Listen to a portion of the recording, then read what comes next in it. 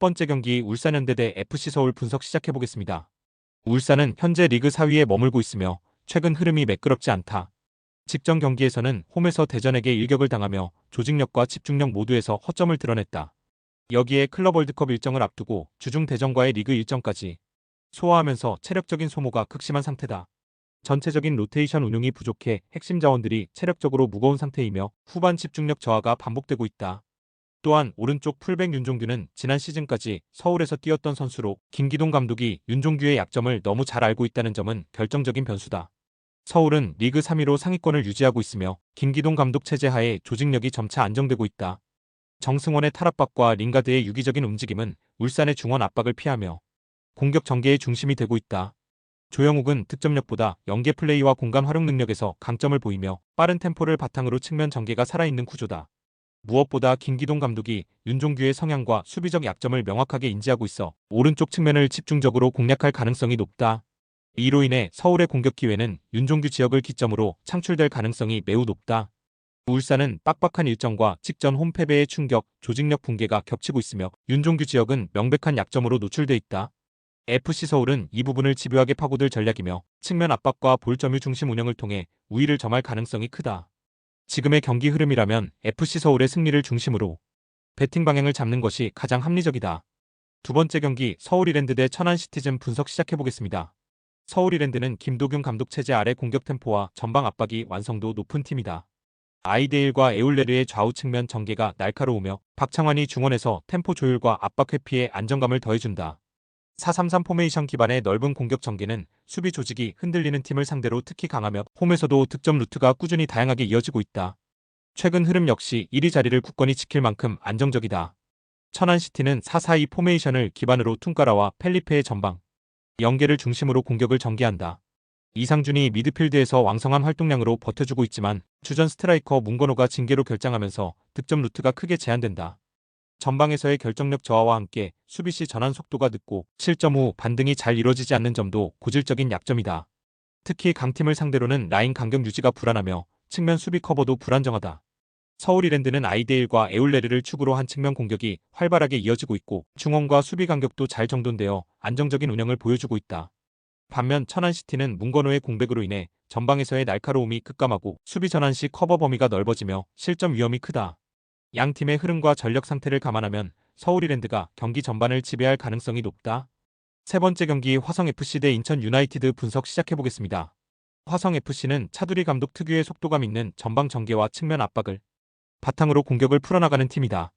도미닉과 아르투르는 공간 활용과 빠른 침투에 강점을 보이며 전성진은 중원에서 탈압박과 전진 패스를 안정적으로 연결해주는 역할을 맡는다. 다만 3선에서의 압박 완성도는 떨어지고 수비 라인 간격이 벌어질 경우 공간 커버가 미흡한 문제를 자주 노출하고 있다. 강팀을 상대로는 실점 이후 흔들리는 장면이 자주 나타나며 세트피스 수비에서도 불안 요소가 존재한다. 인천은 4-4-2 포메이션을 바탕으로 무고사 제르소 조합의 완성도 높은 전방 운영과 이동률의 빠른 측면 침투를 활용하는 팀이다.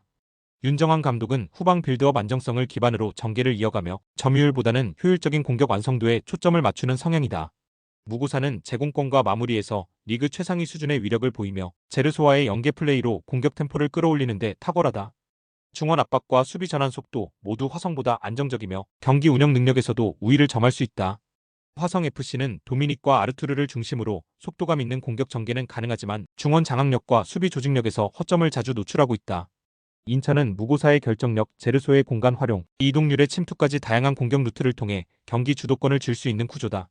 전체적인 전력 차이를 고려할 때 인천이 안정적으로 승리를 가져갈 가능성이 높다. 네 번째 경기 김천 상무 대 대구FC 분석 시작해보겠습니다. 김천 상무는 현재 리그 2위로 상승세를 타고 있으며 경기력과 정신력이 함께 살아있는 팀이다. 이동경과 모재현이 2선에서 날카로운 연계 플레이를 만들어내고 있으며 유강현은 제공권과 득점 감각 모두 뛰어난 모습을 유지하고 있다. 특히 김천 선수들은 홈 경기마다 부대장 앞에서 포상 휴가를 얻어내기 위해 동기부여를 불태울 전망이다. 그만큼 경기 집중력과 투지, 체력적인 헌신도는 타 팀과 차원이 다른 수준이다. 전술적으로는 4-4-2 포메이션에서 좌우 측면을 통한 전개가 날카롭고 중원 압박 또한 강한 편이다. 대구는 현재 7위로 중위권을 형성하고 있으나 경기 내용은 들쭉날쭉한 흐름을 보이고 있다. 직전 경기에서는 FC서울의 정승원에게 아데바요르 세레머니를 허용하며 멘탈적으로 무너진 상태다. 중원 조합에서의 탈압박 실패가 잦고 전체적인 압박 효율도 매우 떨어진다. 공격에서는 세징야가 고군분투하지만 에드가는 이미 노쇠화가 되어버렸고 결국 세징야 중심의 단순한 공격 루트만 선보일 공산이 크다. 이러한 단조로운 전술 구조는 김천의 밀도 높은 수비 조직력을 뚫기 어렵다. 김천 상무는 전방 압박과 유기적인 측면 전개를 바탕으로 경기 내내 주도적인 흐름을 이어갈 가능성이 높다. 대구는 정신적 충격과 전술 밸런스 붕괴 속의 세징야의 단독 활약만 기대해야 하는 제한적인 상황이다. 전체적으로 김천의 승리 흐름이 더욱 뚜렷하게 예상되는 매치업이다. 다섯 번째 경기 대전 시티즌 대 전북현대 분석 시작해보겠습니다. 대전은 현재 리그 1위에 올라 있으며 시즌 초반 행보가 심상치 않다. 직전 경기에서는 울산을 그것도 원정에서 잡아내며 엄청난 상승세를 보여주고 있다. 주민규는 당시 후반 교체로 출전해 체력 소모가 크지 않아 이번 경기 선발 가능성이 높으며 이는 공격 전개의 긍정적 요인이다. 정재희와 김인균의 측면 속도는 여전히 위협적이며 중원에서의 압박과 전개 속도도 매우 안정적이다. 대전의 경우 서브 멤버들이 출전해도 주전급의 활약을 보여줄 수 있는 짜임새 있는 조직력을 보유하고 있기 때문에 현재 리그 1위에 올라 있을 수 있는 것이다. 전북은 리그 5위로 순위상으로는 중상위권에 위치하고 있으나 경기 내용과 전술 구조는 불안정한 흐름을 보이고 있다. 거스 포획 감독 부임 이후 포지션 전환과 조합 실험이 반복되고 있으며 측면과 중원 간 간격이 벌어지며 전술 밸런스가 무너지는 장면이 자주 발생하고 있다. 콤파뇨와 전진우는 개인 기량에서 강점이 있지만 전개 속도와 팀 전술과의 조화면에서는 아직 미완성된 느낌이 강하다. 특히 강한 압박을 받는 경기에서 전북의 수비 전환 속도는 상당히 느린 편이며 실점 패턴이 반복되고 있다. 측면 수비에서의 11대처 능력도 상대적으로 약점으로 노출되는 상황이다. 대전은 로테이션 자원마저 주전급으로 소화해낼 만큼 조직력이 뛰어나며 현재 가장 뜨거운 팀 중 하나다. 전북은 수비 조직력 문제와 전술 완성도 부족으로 인해 강한 팀을 상대로 고전하는 흐름이 반복되고 있다. 전체적인 경기 흐름과 배팅 전략은 대전 중심으로 설정하는 것이 가장 합리적이다. 여섯 번째 경기 부산 아이파크 대 전남 드래곤즈 분석 시작해보겠습니다. 부산은 조성환 감독 체제에서 3-4-3 포메이션을 활용하며 패싱과 곤살루의 전방 압박과 비에로의 전환 패스를 중심으로 공격을 전개하는 팀이다. 그러나 핵심 플레이메이커 샤비에르가 퇴장 징계로 결장하면서 중원에서의 연결고리가 약해지고 공격 템포 역시 떨어질 가능성이 높다. 수비 전환은 빠른 편이지만 전방과의 간격이 벌어질 경우 빌드업이 단절되는 모습이 자주 나온다. 특히 강한 압박을 받으면 탈압박 패턴이 단순해지며 고립되는 장면이 반복되고 있다. 전남은 500을 기반으로 하남과 알베르티의 빠른 역습과 정지용의 중거리 옵션을 적극 활용하는 팀이다. 발디비아가 출전 여부가 불투명하지만 최근에는 알베르티가 전방에서 활발하게 침투하며 공백을 어느 정도 메우고 있다. 수비 조직력은 K리그의 상위권에 속하며 특히 중원에서의 압박과 커버 범위가 넓어 상대의 이선 연결을 잘 차단하는 구조다.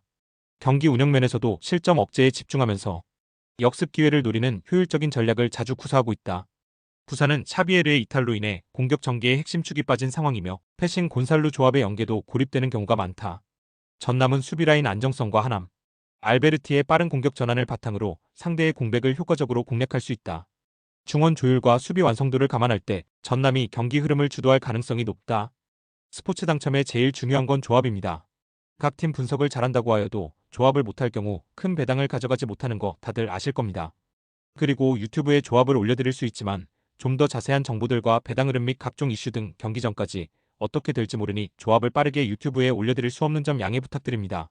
조합 신청은 아래 고정 댓글 링크로 조합 신청 말 걸어주세요. 금전 요구 및 멤버십 가입 조건 일체 없습니다. 좋은 건 서로 나눠 갑시다.